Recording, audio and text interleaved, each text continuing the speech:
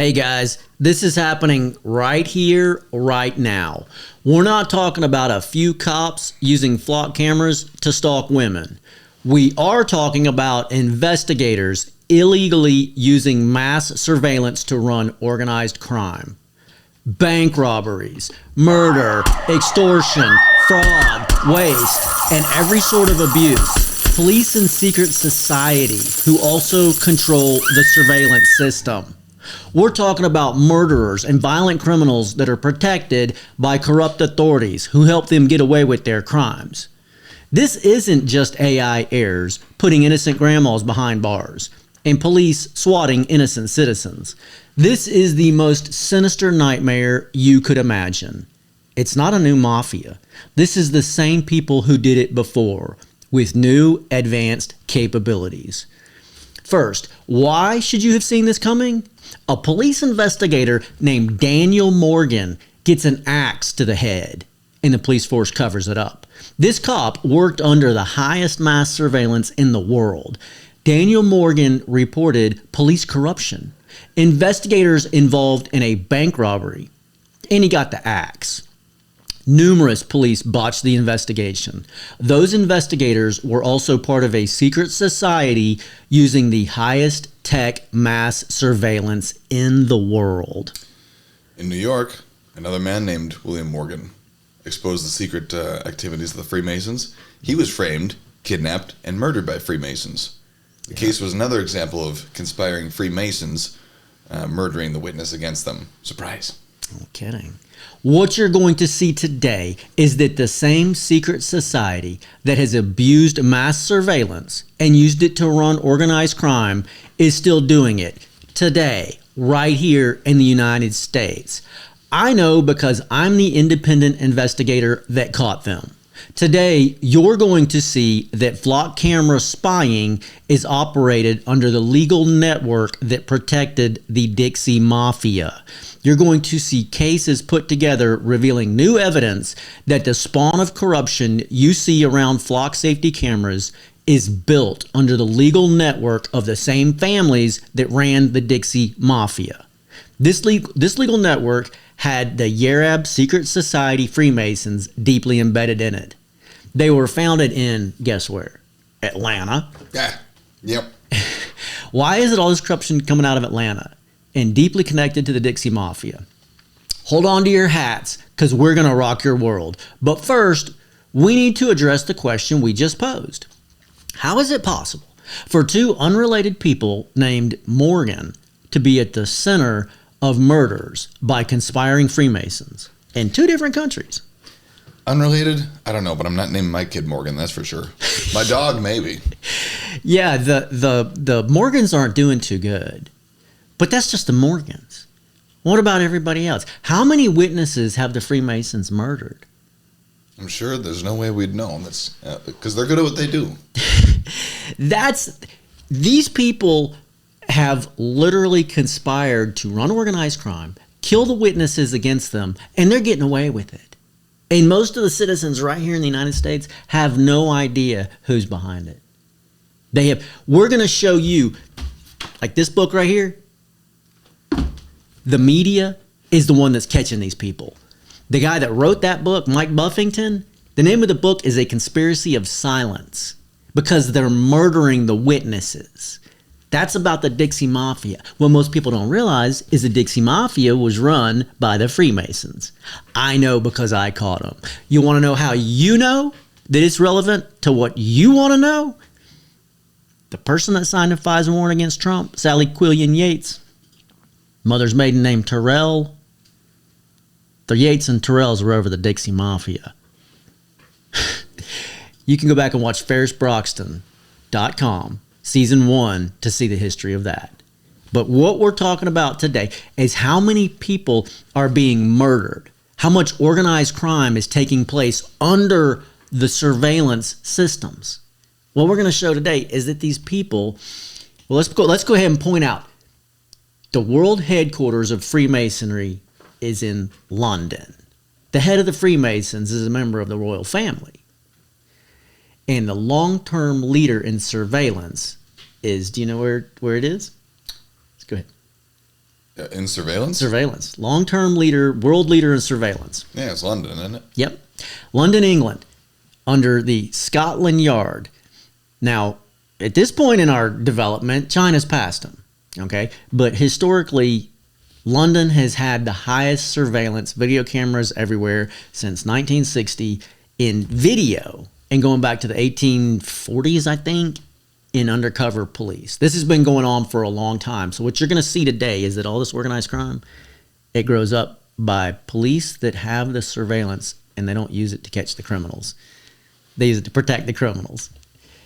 And then what you're going to see that's even scarier is here in the United States, they've been getting away with it since the days of the Dixie Mafia. And the same people that were doing it then are the people that now have their hands on the flock cameras. Yeah, these flock cameras are obviously not designed for your benefit, not for yours or mine. That's right. Both of these crimes that we talked about were run under surveillance that the Freemasons controlled. So when William Morgan was killed in the United States for exposing the Freemasons, we didn't have video surveillance. He was in police custody. You don't get any closer surveillance than that if there is no video, right? I mean, he was being held by the police. They literally went in and, do you know the story of William Morgan? No. He exposed the Freemasons. He was writing a tell-all book about them and how they operate. And the Freemasons in New York framed him, put him in jail on a bogus crime, and then they bonded him out. All with the legal organization's help. And then they took him out. Then they took him out and disappeared him. I didn't know the backstory. Yeah. Then they took him out and disappeared him. And when people began to look into it, they found William Morgan, his whole case, everybody over it was Freemasons. They started looking at it like, wait a minute, the prosecutors, the people, the police, the judge, the people. Go ahead, go ahead. It's getting jacked up, ain't it? Well, just for the record, neither one of us are suicidal, and we're excellent drivers. So yeah, so if we disappear, then ask some questions. Please ask questions if you don't see us. And my diet is very clean. Yeah, we're healthy. We don't have heart attacks, and we don't have any tendencies to hang ourselves. Yeah, when you start thinking about these cases like Jeffrey Epstein and all these witnesses that have been conveniently disappeared. Yeah. You know, and you start looking at like the William Morgan case and the other Morgan case. I've already forgot his name. It's going to come up later. Daniel. Yep. You begin to say, hey, wait a minute. What's going on here? We're going to show you some terrifying stuff that you probably haven't seen. And it's not going to be just us sitting here telling you about it. We're going to be presenting the eyewitnesses, the people that were caught doing it, talking about it after they go to prison, how they did it, corrupt cops, murdering, robbing banks. It's off the chain. So the Piedmont Judicial Circuit of Georgia was the home of the Dixie Mafia. My little hometown of Winder, Georgia, where I first started this, where I, started investigating these criminals, was the hometown of the Dixie Mafia hitman, Billy Sunday Burt, the deadliest man in Georgia. He was protected by the now mayor of Winder, Georgia, Jimmy Terrell. There's a whole lot more to that and a whole lot more people involved. We'll get into that later. But once again, I'm going to reference this, a conspiracy of silence. I'm going to talk about even the DA was murdered by these guys. The district attorney, first of all, organized crime was under Alfred Quillian, Sally Yates' uncle. Yep. And Alfred Quillian ended up getting voted out by the citizens because the Dixie Mafia was running so much crime, stealing cars, killing people, doing all this horrible stuff. And the people voted Alfred Quillian out of office. And they voted in a guy that vowed to deal with the Dixie Mafia named Floyd Horde. Floyd Horde was blown up at his house. Murdered. Okay? By the Dixie Mafia. Blown up? We'll get blown up. They put a bomb, dynamite in his car. We'll get into some of these cases later. Those were the Freemasons. Judge Alfred Quillian, Sally Quillian Yates' uncle. Jimmy Terrell. Terrell and Quillian are Sally Yates' two family names. Her mom's a Terrell. Okay? Sally Quillian Yates was the U.S. attorney out of Georgia that signed the illegal spying warrant against Trump. Are we beginning to see a theme here? How come this all goes to like surveillance and illegal spying? Like I said, it's not for our benefit. Somehow, there's some people out there still asking questions. So if you want to know what's wrong with flock safety cameras going up everywhere, if you're one of those people or you know one of those people, you can link this website. You can share it with them and say, here's what's wrong with it. The people that run it had been running organized crime. Okay, the people that control the surveillance, as you're getting ready to see, are the people running organized crime. And when something goes wrong, they don't produce the surveillance. They murder the witnesses. I am the unheard witness against the U.S. attorney that signed the FISA warrant against the President of the United States. These news stories are interconnected because it's the same group of people. Sally Yates is an Eastern Star Freemason. The Freemasons in New York that murdered William Morgan, the Freemasons in Georgia that murdered a whole lot of witnesses, Billy Sunday Burt, the deadliest man in Georgia, known for killing at least 50 men, protected by Jimmy Terrell, Dixie Mafia, protected by the Freemasons, as well as the Freemasons in London that we're going to expose today, all kinds of organized crime. See, people like to throw doubt at stuff like this, and they'll say, like, well, how could they get away with that? It's like, well, if everybody that would be involved in prosecuting or going after such a thing is involved, then how wouldn't they get away with it? Well, that's what... Because for the average citizen to even step up and do something about it, that's illegal for them to do, right? This man right here not only wrote the book on the Dixie Mafia, he also began to investigate Sally Quillian Yates.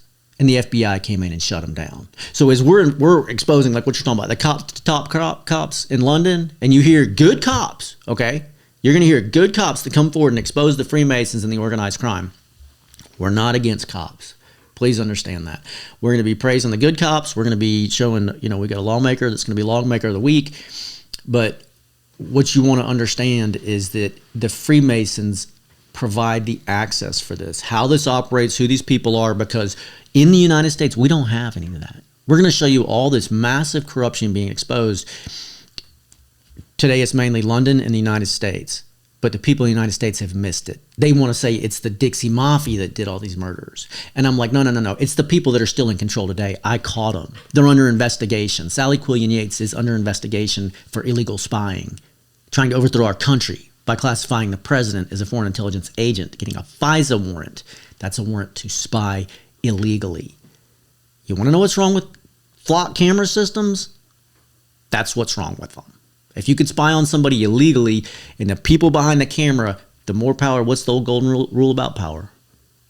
Power has a tendency to corrupt. Yeah, absolute power corrupts, absolutely. That's right. The criminals in Georgia tried to get me to join them. I am not only an eyewitness against them, but in studying them, I have become an expert witness against them and how they operate. I unraveled their entire operation in Atlanta, Georgia, where the plot to overthrow our country began. So, what do we know about Atlanta at this point that we've already covered in these podcasts? Oh, gosh. Surveillance headquarters of America. It's the corruption headquarters of America. Yep, they go with the head of flock safety. They've got more flock. All these officers stalking people with flock. That's all. I mean, you're talking about leading the nation in crime, okay? Sally Yates was the U.S. attorney over Atlanta, Georgia. She signed the FISA warrant against Trump. And the family that I'm talking about exposing here is all her legal family. Richard Brevard Russell, that's the name of the federal building in Georgia, a big Freemason with the Arab Freemasons. He was over the spy agencies since their inception, okay? His family was all Masons connected back to the biggest family of human rights abusers in world history. The people that brought slavery to the United States, the people that brought slavery to China, the people that pushed drugs in China through the development of our world, through the British East India Company. This is not new. The problem is these people are the people that are running the flock surveillance system and that control the courts in Atlanta and have historically. And I busted them. And as you're going to see, we're going to be putting this together. I busted them running organized crime in ways that I sit there and I say, how is it these other people haven't put all this together? Because they were intimidated. The witnesses were murdered. We're going to talk about multiple different cases. When you look at the results of this investigation and you look at the results of this investigation, you put them together, that's when you can see Jimmy Terrell, the mayor of Winder, Georgia, is a mobster. In fact, I think I'm going to go ahead and jump out of order here. If I've got it. Yeah, can we get graphic 3, please? I told you we were going to do this last. We're kind of doing it first. But so, oh, yeah, that's not the right one. My bad. Never mind. All right, let's do the first things first. So, back to that later. yeah, Atlanta. That's what Atlanta is, this like horrible headquarters of corruption for all this reason and all of this from the home of CNN. Yeah, misinformation capital. Yeah. So you don't yet know how sinister the capabilities of flock safety are and why flock safety is lying to the public about it. And I didn't even clip some of those videos because, as usual, Josiah and I have real jobs. We don't take money for this. We don't have a bone in this fight other than we're sick of the corruption and we're sick of watching after running for office and all the corruption we've seen. Kind of the toughest part is that our opponents, if you will, they're using tax dollars to do all these evil deeds towards us, and then we have to fund our operation, against it. So they're getting paid. They're getting a salary for one thing to do it, and they're using your tax dollars as a resource. We have to use extra time. The people that are pushing the surveillance and the data centers, look at where their money's coming from. Look at who's advertising with them. Look at who's sponsoring their programs. They're being funded, okay? And there's some people that are trying to deal with some of that. But we're getting into organized crime. I'm getting off topic. I am completely forgetting our house is being robbed. We're being, as we speak, and as everybody's screaming about their civil rights and all these horrible cases that are going on, it's much worse than you think. So I really do not want to miss this program. We've got so much phenomenal stuff that we're going to be showing you. We're going to blow your mind. But let me give you another piece of evidence for those who haven't seen this before. This is my stinger operation. This is a spy using illegal surveillance. Okay, now this is a spy that's followed me, who's trying to convince me to go along with a heist to rob you. A heist that I stung. So before we get into more bank heist, murders, extortion, racketeering, let's hear from the spy that tried to help me pillage the national treasury. As you listen to this, I want you to consider if U.S. spies are using high-tech surveillance to run organized crime right here in America. Clip one, please.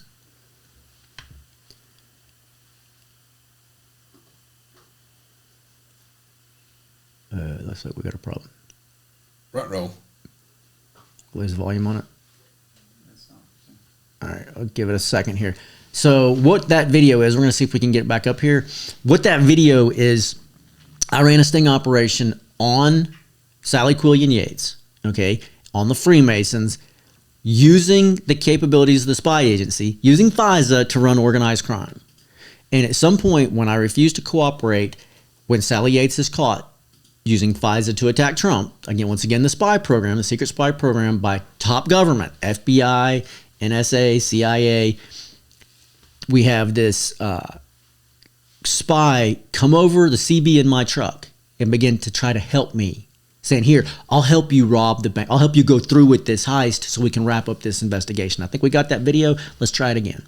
And were you offered money for all this? Like, I mean, a slice in on the pie, so to speak. Oh, I was the money man. Mm-hmm. So in this case, I was the man that was supposed to get the settlement. But in taking the settlement, I couldn't take a legitimate settlement. Like, they literally wronged me and tried to force me into it. And then they got to this point where they were like, you want to try again? Oh,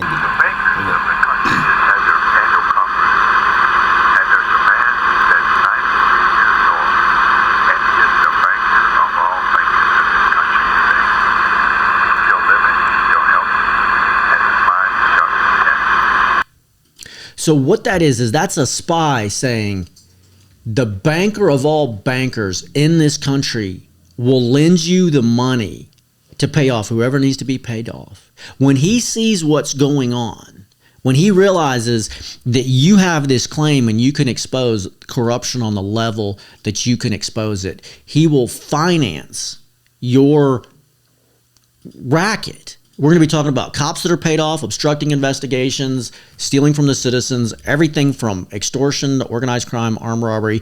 But in this case, this is a U.S. spy that's tracked me illegally, followed me illegally, using an illegal surveillance program that's trying to convince me to go along with the program, saying, we got this.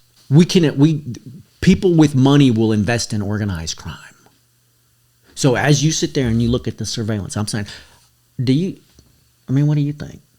You think that surveillance in this country is being used to run organized crime after you watch that? How could it not be? It's that obvious. You know it's not for our benefit, so what else would they use it for? It's that obvious. That spy was put into motion by Sally Quillian Yates, the guy that came over my CB truck, telling me the banker of all bankers in the United States will invest in organized crime in a massive lawsuit to defraud the taxpayers. That's how corrupt our government is. That spy followed me, again, with illegal surveillance, even though knowing that I stung them. They're that powerful that they won't accept that they're caught, that they keep trying to push this into a prosecution, as it's the nation's top investigation. So, I want to ask you another question. That spy, say he's got the ability, he's got, control the cameras, can do whatever. Do you think that spy is interested in using the surveillance cameras to catch somebody that stole your car? Not in the slightest bit. Why don't we hear those stories? Well, do you think that if someone stole your car and he was able to track them down, do you think he would return it? No. No. Or do you think maybe he would be the person running the crime? Because that's what we're fixing to show you today, is the people that are behind the cameras in the cases that we're going to show you are the people running organized crime. He's not going to return your car. He doesn't care. He's in the game to steal, as you just heard. He's in the game to run organized crime. If stealing your car or catching the people that steal your car and extorting money from them lines his pockets, he's going to take that money. Because getting your car back to you, he don't make a dime. And I have to jump on this real quick. Every city council that I've seen, including our own, when they're talking about Flock and promoting Flock, and they'll say, well, in case somebody's car is stolen or somebody's child is kidnapped, they'll keep on using examples like that. And I'm yet to hear one case of, oh, thank God Flock got my kid back. Or thank God, thanks to... There's been a couple of them. I mean, there's been some cases. But it's not like you'd think. Well, but it's like for how much it happens in the country versus how much it's... And it's like there's Flock all over the place. So it's like, well, why isn't it stopping all of it? It doesn't work that way. Your experience is like mine. Josiah got hit in the Walmart parking lot. Police didn't want to do anything about it. Walmart didn't want to do anything about it. We don't want to spend our effort to get justice. No. Now, if it was the manager's car that was hit in the parking lot or a cop's car that was hit in the parking lot, I assure you they would have gotten justice. You know what I'm saying? Instead, you get to pay for the claim on your insurance. This is what happens with mass surveillance, is the people behind it end up with better things to do than their job. Absolute power corrupts. The crime ring that I busted was into stealing cars and killing people, including good cops, when they got caught. There's a whole bunch of documentaries on the Dixie Mafia and the people that ran it. This is Sally Yates' family legacy. We're going to show you that the spy agencies controlled by Freemasons have better things to do. We're going to be talking about bank jobs and the aftermath of their corruption, taking care of them witnesses. Today, we're going to turn back the clock to show that Freemasons have been using their positions as investigators in the government to run organized crime and kill the witnesses. Before we get into the deadliest man in Georgia, this dude killed 50 people, man, or more. Like, they don't even know how many he killed. With the assistance of the police. The police helped him murder witnesses. This is off the chain. But we're going to start out with a documentary called Freemasons and the Police, a history of corruption. This is the documentary we're going to start focusing on. Graphic 1, please. So this is going to take place in Scotland Yard. It's a documentary about organized crime run by Freemasons in the police force, the top level of the police force in London. The documentary starts out by proving the problem, that Freemasons swear an oath of loyalty to their brothers, punishable by... death. That's right. Typically, gangs require somebody to commit a crime. You know why they do that? Because then you're stuck, you're initiated, you're in. You can't rat on them. Mm-hmm. Once you've committed a crime and they all know that you're the guy that grabbed that girl and raped her, then they can rat you out if you turn on them. It's leverage. And that's exactly what ends up happening with the Dixie Mafia, with Billy Sunday Birt. The two biggest mobsters that are out there that are protected by the police end up ratting on each other. The Freemasons begin by bringing the initiative into the Freemasons blindfolded. So somebody who wants to join the Freemasons comes in blindfolded, knowing that they're going to have to swear an oath of loyalty under the penalty of, like you said, death. Clip 2, please. Those secrets were known to but 3 in the world, and that without the consent and cooperation of the other 2, he neither could nor would divulge them. But This is Freemasonry's third degree ceremony, when the candidate becomes a master mason. It reenacts the murder of Hiram Abiff, the mythical architect of Solomon's temple. 500,000 men in Britain today, including some 22,000 police, have been through this ritual climax. 500,000 men in Britain, including 22,000 police, have taken that oath of loyalty to the Freemasons. Every one of them considered their brother. That's where you start to say, hold on, you violated your oath of office.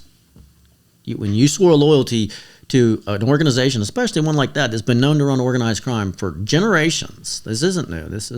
You can watch that documentary and you'll see that this has been documented for hundreds of years in London. That's 22,000 police officers at the time out of how many they had? I don't know. Now consider those proportions and wonder what it is over here, because we have a lot more over here than they do over there.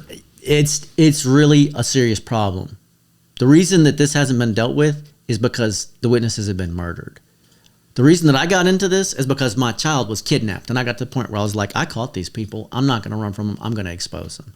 So that documentary summarizes the hidden Masonic connections between some of Great Britain's biggest police scandals: bank robberies, murders, organized crime, all conducted by the people who were over the surveillance systems.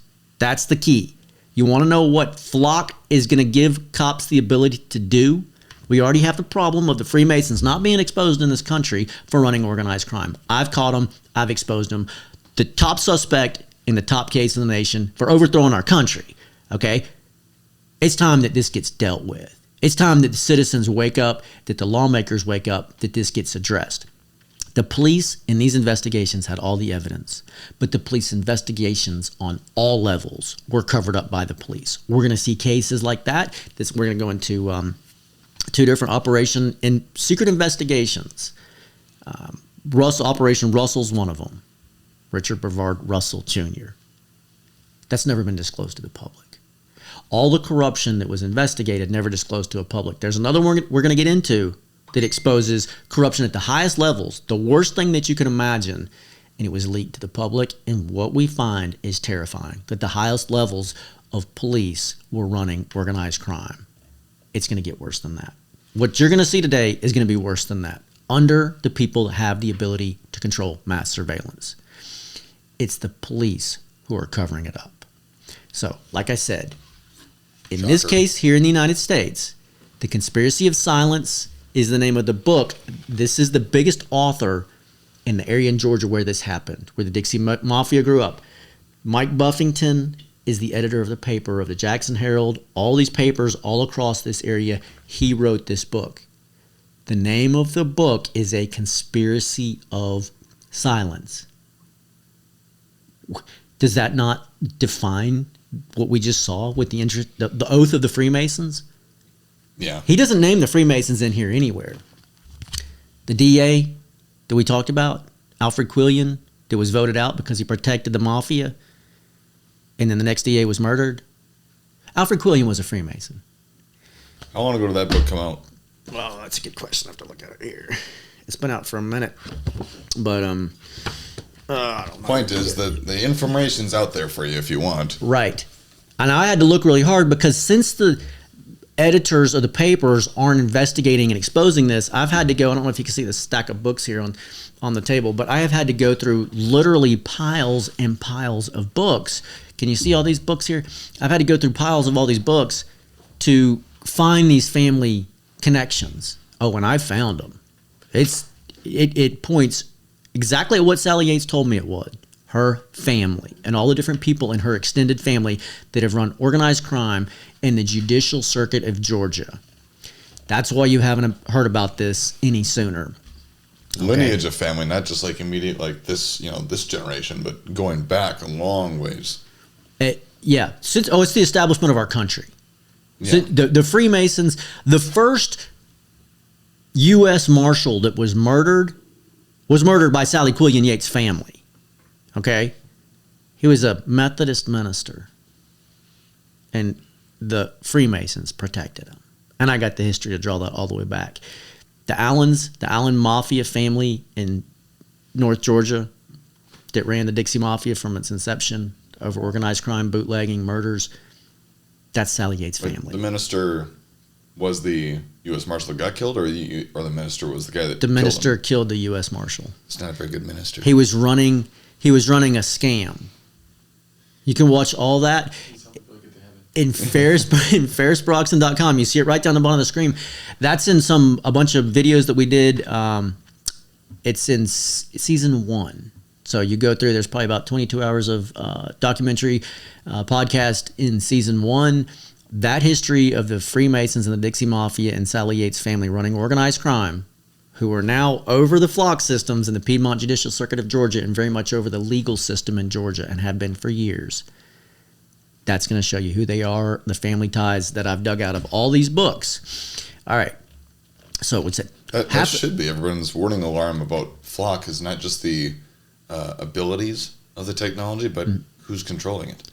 That's just it. It's if people themselves had access to it, if it was promoted as like, here, everybody in town can log into their flock camera system and watch, they'd be like, hold on, that's a major privacy concern. It's like, well, you think that's better than the people that exclusively get to see it? So we know that flock camera systems give the officers the ability to commit crimes. We've seen that, and heinous crimes. We know that anybody that has access to those cameras, including people that can hack into them. We've had some D-Flock has gone through. D-Flock's done some really good stuff to expose the corruption. I meant to clip some videos here, but I haven't clipped them.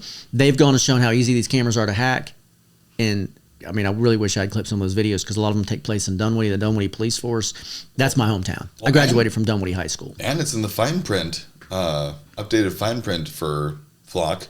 Is that all the information that they gather is theirs to do whatever they want with. They can sell it to whoever they want. They can give it to whoever they want. So that's horrible. But that's exactly right. So what you're seeing there is if the Freemasons wanted to buy that information from Flock and chart it, they could. My eyewitness testimony against Sally Yates is that she had a database of organized crime. We're getting ready to show you a database of organized crime. Or the CCP, like they could show it to whoever they want. And there's been creepy, I don't know if you've seen that. There's been creepy places that those cameras are getting put up. It's like they promote it as like for capturing, license plates and stuff. Oh yeah. But then they point it at kids' pools and stuff. Yeah, splash pads and pools. It's like, and gun ranges. Oh. Yeah, to see. Yeah, I mean, some of the stuff they're doing with these cameras is absolutely disgusting. But we've been screaming that we need to have what they ended up doing. The citizens in London, even though the Freemasons control London, the citizens have been able to force the Freemasons to have to declare the officers, police officers, to have to like tell that they're part of a secret society. And that's part of what needs to happen here in the United States. That's what we've been screaming. But if police officers have to declare if they're supposed to be part of a secret, if they're part of a secret society, if they've sworn loyalty to anybody who has access to those videos, we want to know about it on any level. Are the people with Flock able to see our videos, do whatever they want with them? I want to know, are these people Freemasons? Because I saw some really disturbing evidence on D-Flock. Imagine asking somebody if they're part of a secret society, though, and if it's supposed to be a secret, what are they going to say? Say no. Yeah. So. Oh yeah, I've seen that in real time. I've literally seen that in real time. But there's almost no point in asking them. Yeah. All right. So. You need to point the camera back at them and be like, "Do you go to the Masonic Temple or don't you?" This is mafia. This is straight mafia in the London Police Force. Scotland Yard, who are robbing banks, killing witnesses, running all sorts of organized crime. The man that you're going to hear testify next was caught. He was caught by the media when reporters conducted a sting. What had happened was a small-time crook started complaining to the media that police were extorting money from him everywhere he went. The media put a wire on this small-time crook and recorded a police officer selling him access to organized crime.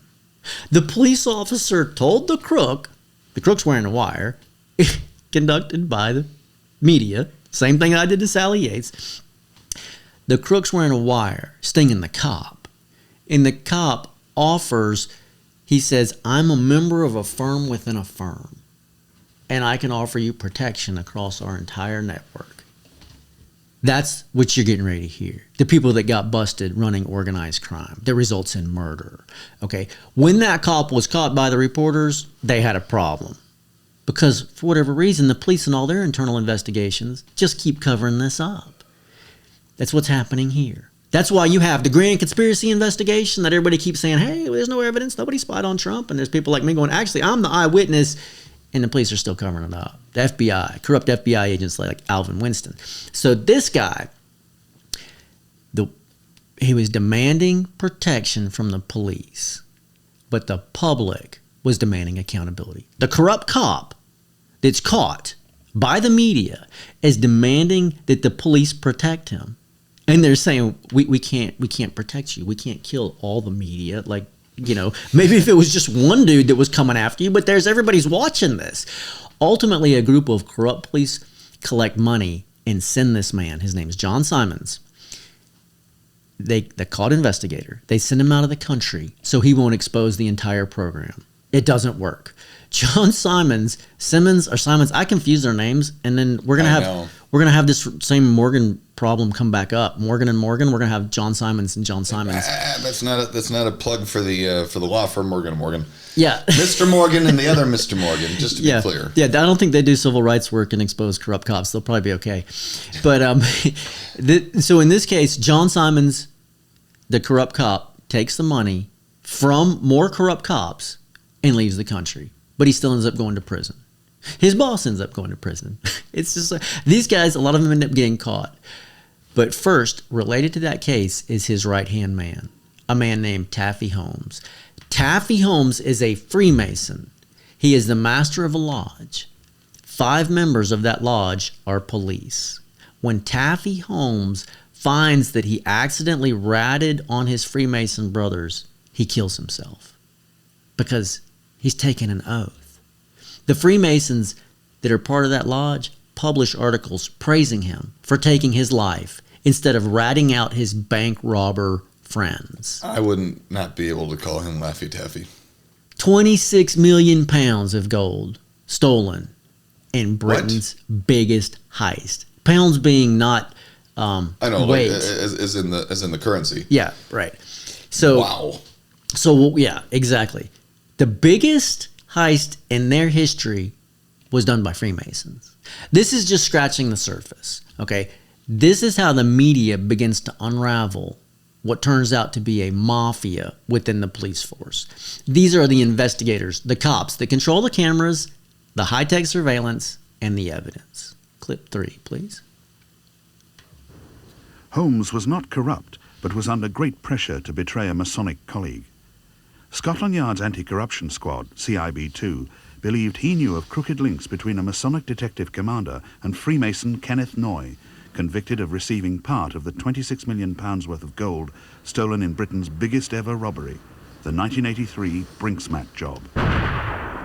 Unknown to Holmes, CIB2 arranged for him to be secretly recorded as he gossiped to a fellow detective in his lodge. When Holmes was told he had unknowingly shopped his brother Masons, he became deeply distressed. One morning, in his back garden, he shot and killed himself. I want to point out that John Simons, the guy that we're getting ready to talk about, joined the Freemasons in the British Army. The Freemasons are a problem in the military as well as the police force and legal system. So straight out of his mouth, now this is Taffy Holmes' buddy, co-worker, that was caught running organized crime.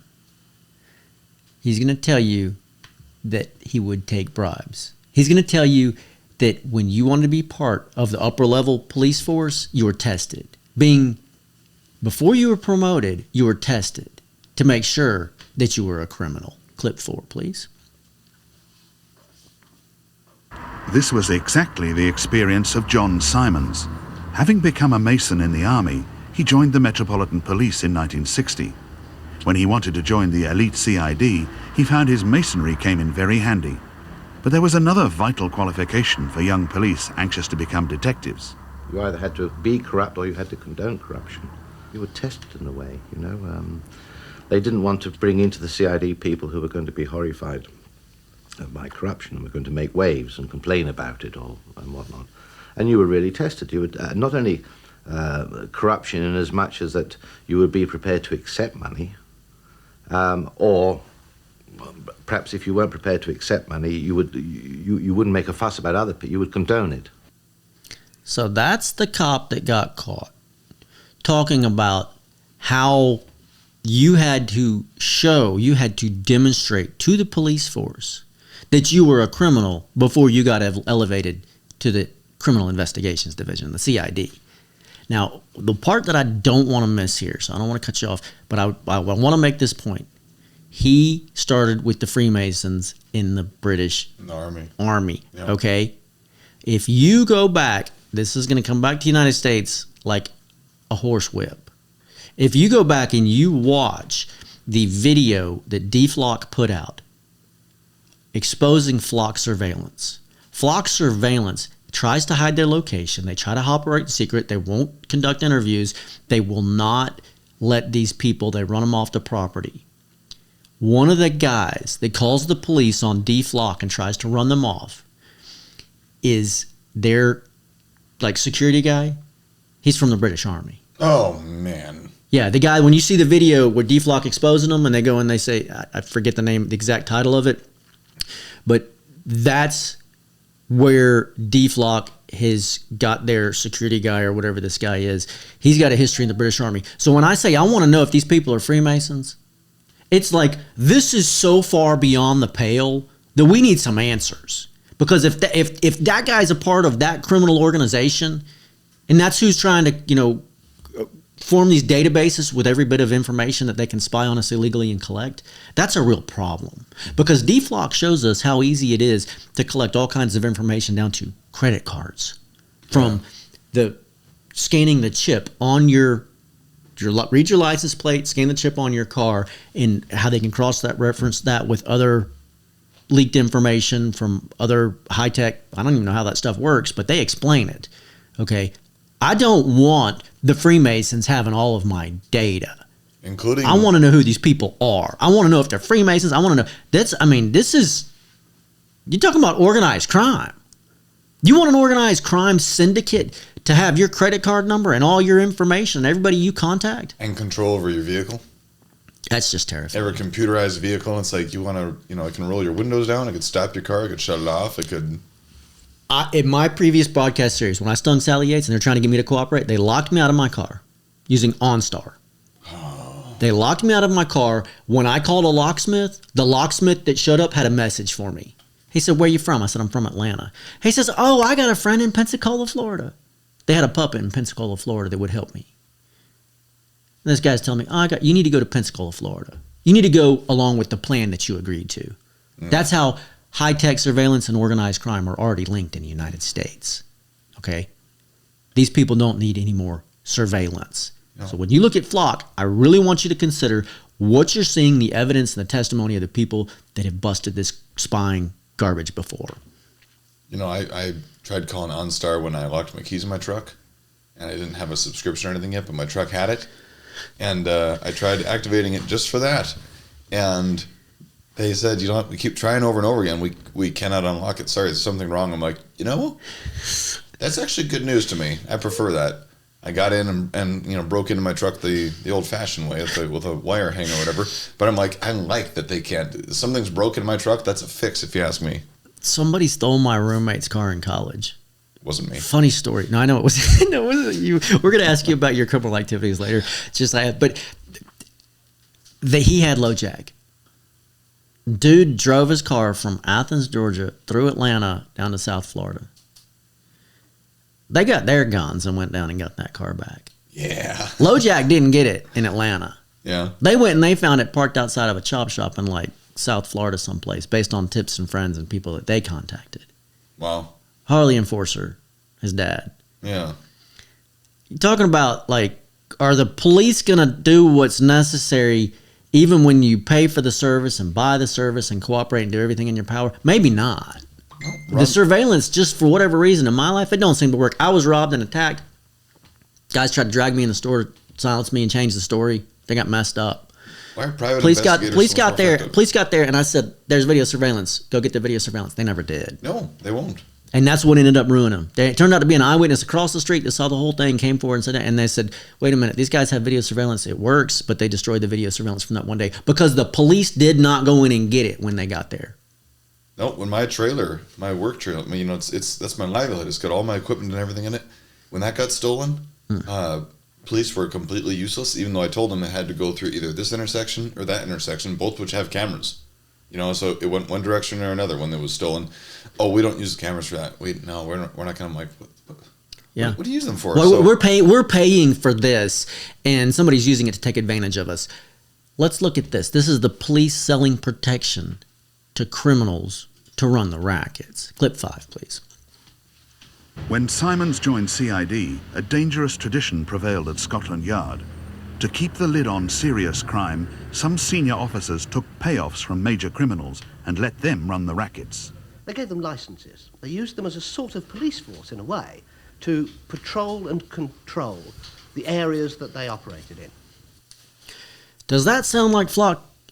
The police give them access to patrol and control. Now, in this case, this was organized crime. This was the police force under high-tech surveillance that's telling the mobsters, hey, you can go and do whatever you want to do. And notice it was girls, girls, girls.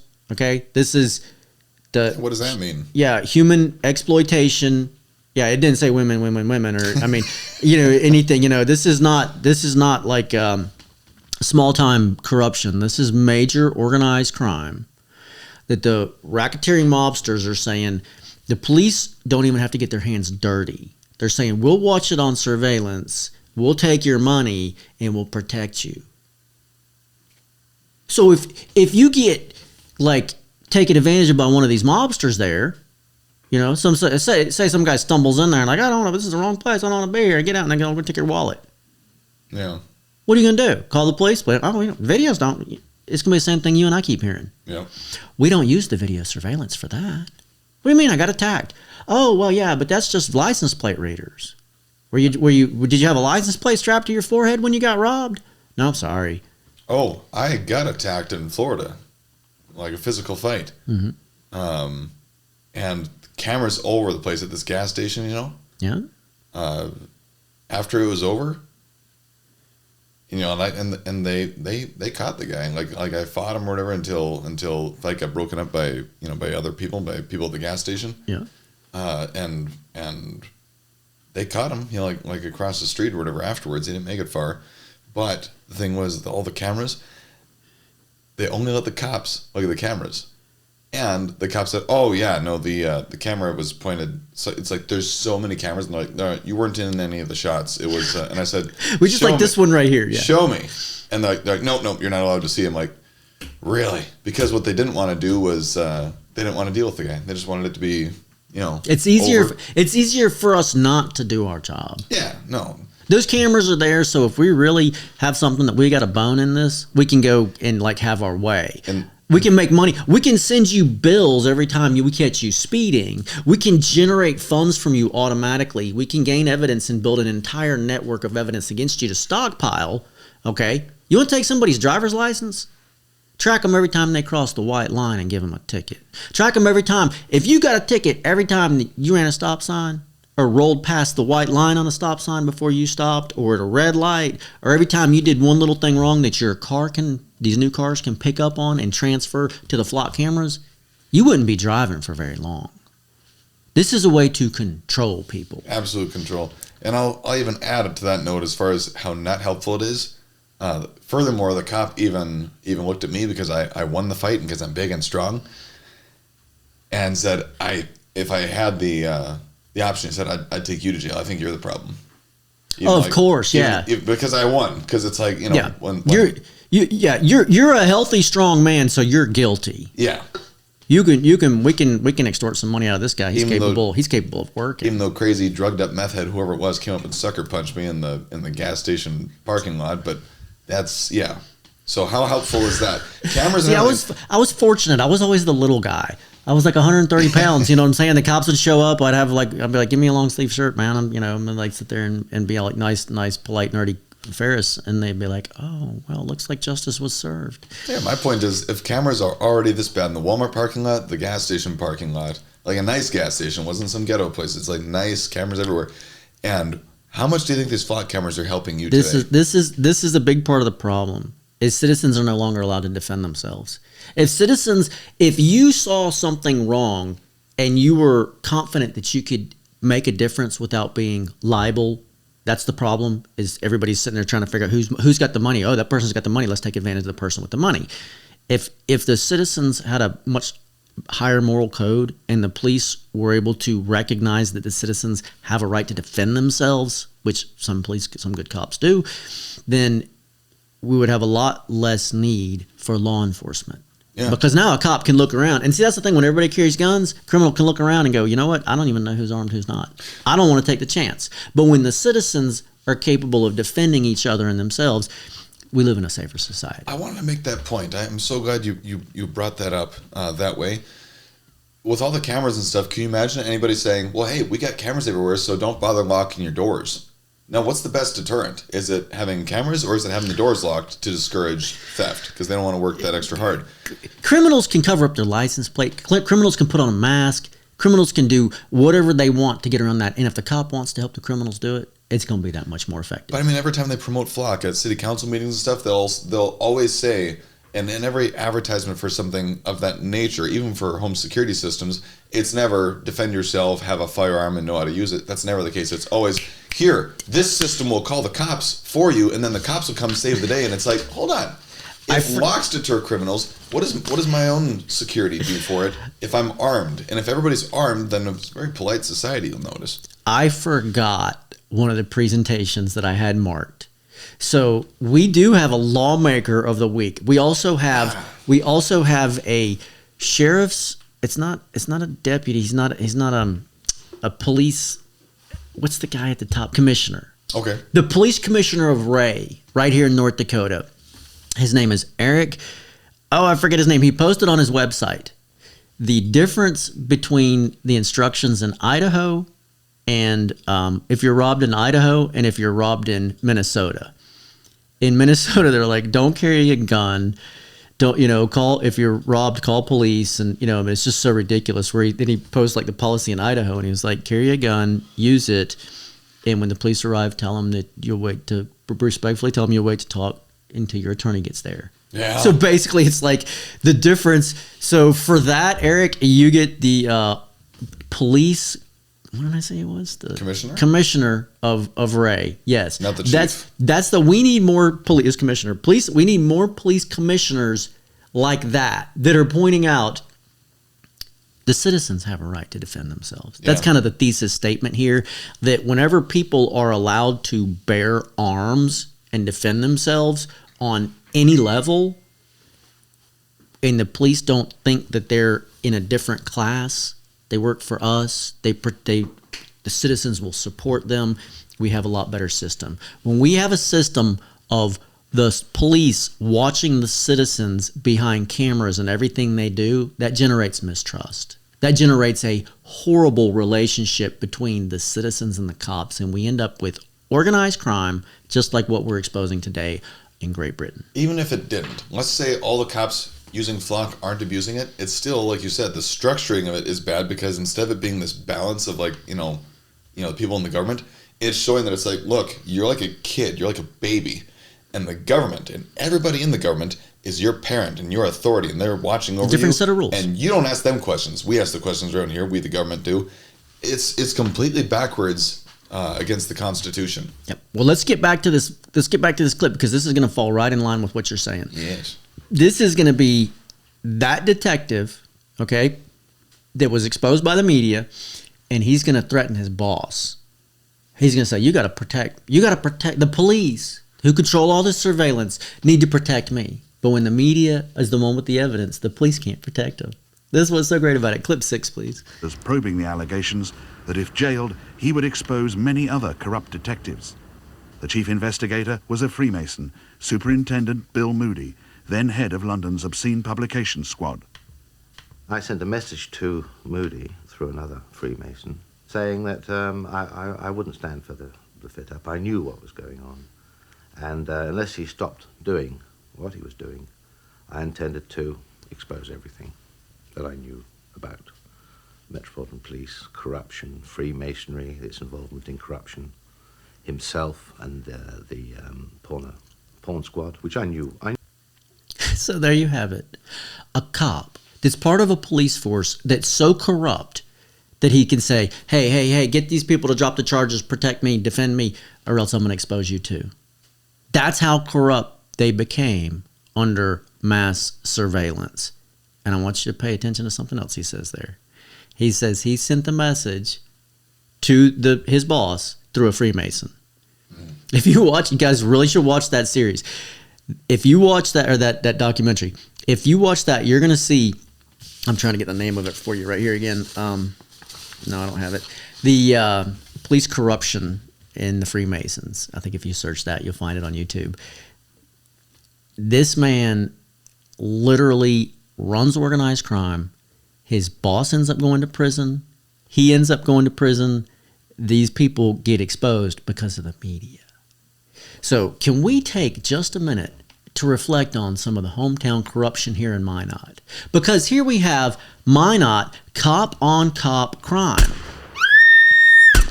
A top-level federal cop named Briejo shooting and killing another cop. And then shooting his girlfriend. Why does this sound like a protection racket involving a much larger cover-up? So Back News has been covering this. Lori Hens has been covering this, asking the question, why is the prosecutor trying to drop the charges? Okay, we have another case right here with the lady squandering taxpayer money for the homeless shelter. And people are screaming the same thing. How come she's getting off without doing any time? How come these people are getting off so easy? Well, we're going to show you that this is all federal money, okay? Yep. That's what Briejo was involved in over investigating. These are busting the top investigators over here. Briejo was involved in investigating major fraud in the Dunseith debacle. Briejo being the federal agent that shot the other cop right here in Minot. So, back to Great Britain. Now, today, like I said, we have some duplicate names. We have another John Simons. This is the good guy, okay? This is a good cop. John Simons had a job. He was transferred from one police force to be over another police force after a robbery called the Mirror Robbery. He tried to hide the fact that he was a Freemason. Now, once again, I want to point out this is a good cop and a Freemason. Everybody in the Freemasons is not a criminal. But as you're going to see, this good cop has to get out of the Freemasons because the Freemasons is a criminal organization. So top cop comes over and he says, I'm in charge of this whole investigation. I already know that the subjects of this big robbery were Freemasons. The Freemasons are involved in this. So he gets into the police force and everybody starts coming into him and giving him all the symbols. All the little secret handshakes and all the same dialogue that the Freemasons use to try to figure out if the other guy's a Freemason. Mm-hmm. This is what the man's saying is happening to him in the police force. Are you one of us? Are you part of our secret society? And he doesn't tip his hand. He doesn't give the clues. He doesn't give the secret handshakes, the right responses to let everybody under him know he's a Freemason. This is going to, I told you, going to blow your mind. This is going to blow your mind right here. Everybody in there is convinced he's not a Freemason. And they're all scared. And then a criminal, a guy at the top of the investigators, a chief investigator, figures out that he's a Freemason because he talks to somebody that knows him. And so he goes in and he says, hey, I want to have a meeting with you on the square. That chief investigator was a man named Phil Cuthbert. Hey, man, can we meet on the square? You know what that means? No. When Freemasons meet on the square, that's supposed to be square conduct, according to the Freemasons. No, Phil Cuthbert was saying, can we meet in secret? Using the on the square, can we be honest with each other? Can we tell the truth? And then, since you're sworn to secrecy, Phil Cuthbert was going to try to get Simmons in on the robbery information so that he couldn't prosecute him. Basically, what you're getting ready here is a testimony from the good cop explaining how he had to set up the Freemasons that were under them, put him in prison. Simmons suspected that Cuthbert was going to divulge information about the robbery because he approached with that, are you on the square? And he thinks this guy's trying to take advantage of Masonic vows. So he wore a wire to the meeting. and he's going to record the chief inspector bragging about his part in the robbery and talking about other senior detectives and their part in the robbery. It's just that jacked up. Clip 7, please. Simmons' fellow mason, Phil Cuthbert, now asked if he could have a quiet word on the square. Simmons guessed this meant Cuthbert wanted to confide his crooked role in the robberies on the Masonic understanding that nothing would be revealed to anyone else. But Simmons was not prepared to treat confidentially any criminal admission, so he went to his meeting with Cuthbert with a concealed tape recorder. They met in a pub in Artillery Passage, where Cuthbert talked for 3 hours about senior detectives and their collusion in the recent robberies. Once again, this is the most surveilled city in the world. John Simons was threatened after he exposed this.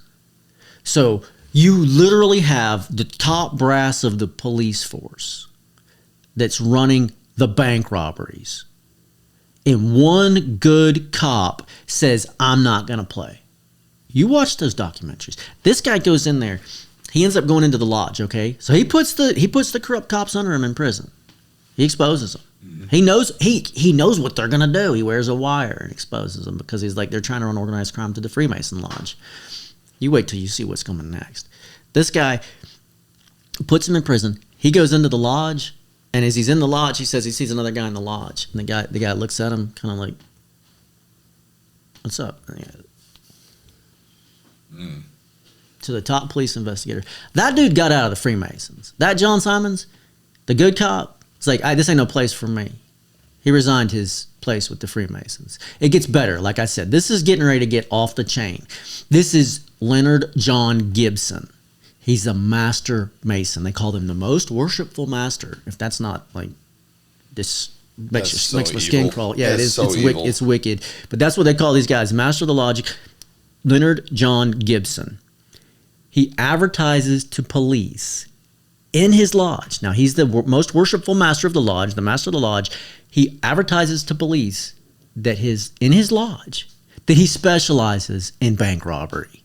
That's how, like, if you want to know what's going on in the Freemasons, clip 8, please. But apparently too many Masons stray far from the Masonic ideal. Leonard John Gibson is a case in point.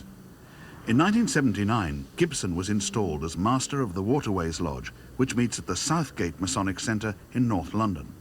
He had reached this rank just 7 years after his initiation. But Masonry was not Gibson's only interest. At that time, Scotland Yard's flying squad was circulating a confidential handbook of London's top 100 violent thieves, among them Worshipful Master Len Gibson. On one page was his mugshot. On the next, his criminal record, including convictions for handling stolen goods and shop breaking. Gibson's modus operandi, or crime speciality, was shown as armed robbery. Yet there were 8 policemen among the brethren of the Waterways Lodge at the time Gibson was master. One of them was former Flying Squad Chief Inspector John Bryan McNeill, who declined to talk to us. Surprise. Masonry was not John Gibson's only interest. He was also a mobster. Now here's if you want to know how bad this corruption is, have you made the handbook for the top 100 most violent criminals? Not yet. Not yet? No, me either. And I'm not trying. But let's take a look at that handbook again. Graphic 2, please. So this is a handbook, and if you notice there, it says right on the top of it, confidential for police use only. It's a handbook of violent thieves. So the police that are in the Freemasons, and apparently all the police have access to this, but the ones in the Freemasons know that the master of the lodge specializes in armed robbery. Now, they gave, there's some more information. I want to take a look at that entry for the master of the lodge here, John Gibson. Graphic 3, please. I'm trying to figure out what exactly is redacted there, because it looks like some of the associates, some of John Leonard Gibson's associates were redacted there. I don't know if they just paid enough money to have their name taken out of the news or what. I mean, Does he have other special talents and trade secrets here that they're redacting? I don't know. But what I know is that when you have the police force with, how did I say it earlier, a database? Yeah. A database of organized crime that they collect and they trade that allows them to run organized crime, you got a problem. We all have a problem. That's what's happening in Great Britain. That's what's happened here.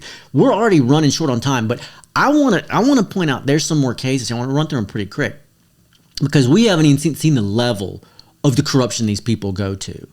When we first started this podcast, we talked about a guy named, what did I say his name was? Nathan Morgan. It's not William Morgan. It's the other one. Daniel. Today you mentioned Daniel. Daniel Morgan. Okay, I don't even have. We're just going to freelance it here. Daniel Morgan. Daniel Morgan was the guy that was murdered with an axe in his head. Okay, literally. He was an eyewitness, or said he reported that he was a witness against his boss being involved in. Guess what? Bank robbery. So this guy is murdered, axe in his head. The police investigations just keep covering it up. Everything goes wrong. And all the investigations, it ends up being a cover-up, a cover-up, a cover-up, a cover-up.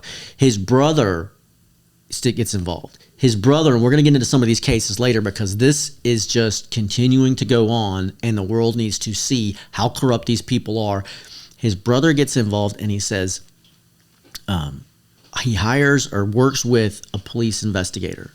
The police investigator had been a former undercover cop. And I've got that clip on this thing. I don't know which one it is, but the police investigator is an undercover cop that's been an undercover cop for years. This guy literally investigating the axe murder and talking about it with the victim's brother. Now, I've got a clip here, if I can find it through all my stuff that we're going through, where he says, he was an undercover agent and he's busting a major mobster. That major mobster ended up being on the payroll of the criminal that he was investigating. Huh. And it's bone-chilling. Absolutely bone-chilling. Do you have the clip of the old bald man? You want to try it? See if we can find this here. This going back, I'll fill in until you find that clip. All this going back, I mentioned one time a documentary filmmaker named Mike Smith. He was a Hollywood stuntman that exposed how the CIA was in bed with Hollywood, Freemasonry, and all that stuff. Great documentaries to watch. Out of Shadows. Second one was called Into Light. But anyway, long story short, his point was that the Revolutionary War is still going on today. All this Freemasonry stuff, it stems from Great Britain, and it's still trying to overthrow our Constitution. It's trying to overthrow our freedom today. It never ended. It's just a secret war. Yep. Okay, we got it. This is, go ahead and play that clip. But then 12 months later, when Colin Gunn was actually brought down, it turned out that this cop I'd taken exception to, a guy called Charlie Fletcher, was an employee of Colin Gunn. As I say, he was an employee, but he was paid to join the police. And he was paid £2,000 a month on top of his police wages, plus bonuses for good information. He'd been in the police for 7 years by the time he was caught. When he was introduced to me, he knew I was undercover, and he was very, very close to finding out exactly what I was up to. Now, at the start of that operation involving that corrupt police officer, Colin Gunn was letting everybody on the streets know that if he ever caught an undercover police officer, he would be snatched off the street and tortured to death. That is amazing. Okay, so this is the guy that's working with the brother of the man, Daniel Morgan, that was murdered because he was a witness against the Freemasons.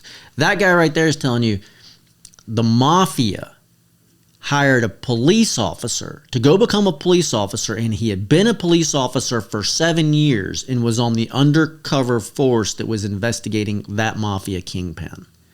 And that mafia kingpin had made it clear that if any undercover investigators are caught, we're going to bring them in, torture them, and murder them. Guys, this is no joke. That's what the Freemasons are capable of doing. In Great Britain, we haven't even gotten here. Operation Russell and Operation Tiberius into the massive kingpin David Hunt. Operation Russell has never been released to the public. I've got proof of people filing open records and being denied. Operation Russell, the name alone should make your skin crawl, because Russell was a top chief investigator. Russell is the Russell family of the aristocracy that is Richard Brevard Russell. Okay, this is the same secret society family that's controlled the Freemasons on a high level for a long, long time. The other operation, Operation Tiberius, was leaked. Once the citizens found out what was in that, they were shocked. Major organized crime at the very highest levels, and it's been leaked. So this is the gift that keeps on going, because these people continue to run organized crime. What you're going to find right here in the United States. I told you I was going to show you a criminal organization in the United States that was run by the Freemasons that's in charge of flock systems. The Piedmont Judicial Circuit of Georgia. Jimmy Terrell. If you look up the, and we're going to have to cover more of this in later but I told you I'd tell you, so I'm going to go ahead and throw it out there. The Marietta 7, a murder case. The murder in the Marietta 7 was committed by Billy Sunday Burt and his partner. Jimmy Terrell was the investigator in that case in West Atlanta. The Terrell legal family was some of the highest level of government in Georgia. That's one side of Sally Yates' family. Jimmy Terrell covered up the Marietta murder case. This is where 2 doctors, pathologists, were murdered. Somebody was trying to shut them up. And Jimmy Terrell covered it up and framed, instead of letting the Dixie Mafia hitmen that were hired to go in there and murder these people go to prison for it, they protected them. And they framed 7 other men. That's why it's called the Marietta 7. When the news came out that these men were innocent, and when Billy Sunday Burt confessed to the crime, to get back at his partner that committed the crime with him, who, they turned on each other. Yeah. That's ultimately how they went down. Jimmy Terrell, the investigator, was exposed. Okay? They were literally they twisted a witness to get her to testify against her boyfriend and make up the story that these guys did it. They were giving her drugs. One of the investigators was living with her, sleeping with her. It's this horrible corruption case. Jimmy Terrell was the investigator. Jimmy Terrell moved to Winder, Georgia, where he became the investigator for Winder, Georgia, over the Dixie Mafia. When I stung Sally Yates, she named Jimmy Terrell as one of the co-conspirators that would help me out. When they came to my house and they falsely arrested me, the police were on the phone. They said, somebody wants you arrested. Jimmy Terrell's been in top government ever since. Organized crime run by the Freemason Mafia that's protected the Dixie Mafia. One of the clips I thought I had to put up, Sheriff Judge Smith, busted in my case. His family, same family. Freemasons back to the establishment of Georgia. Nick Prim, the Chief Superior Court judge, busted in my case. These are criminals who haven't been exposed because your media acknowledges it's a conspiracy of silence, and that people get murdered when they rat on the Freemasons and the top government. Till next week. Thanks for being here, Josiah. We got a ton more of this stuff, just like it was this time.